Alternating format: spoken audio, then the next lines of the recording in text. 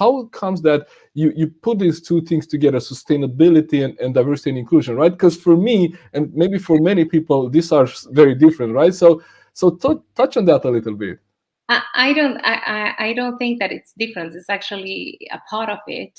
When I'm not going to get I'm not going to lecture about sustainability today. I often do that, but I actually wrote my latest thesis on the subject, actually on the subject of corporate social responsibility, diversity, equality, equity, and sustainability, and the difference in the concepts and the terminology. But diversity, equity, and inclusion, as is the subject today, is actually a part of social sustainability nowadays.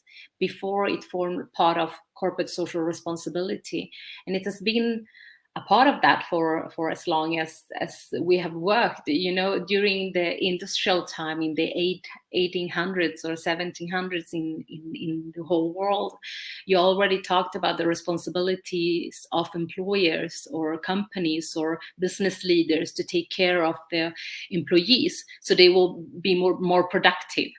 So even then you started to talk about labor legislation, about diversity, about equity, about how to be inclusive, even though we didn't use the same terminology as we do now. And this CSR part, that is actually about the ethics. It's about an ethical part of responsibility. It's nowadays the social part of the sustainability terminology.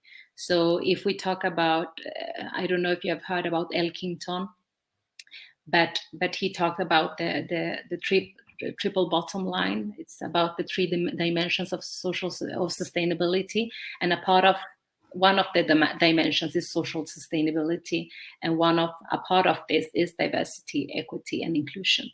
So everything comes together like that.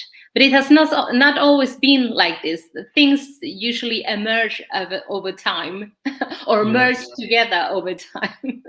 Absolutely. And I also imagine that we didn't have so many rules and regulation. This was not regulated. So what, employers have done in the past, they were just looking for the well-being of their employees and maybe not even the well-being. I think it's about productive. That's what I wanted to add. It was more like, if it's more productive, let's have our employees be happy, right? Yeah.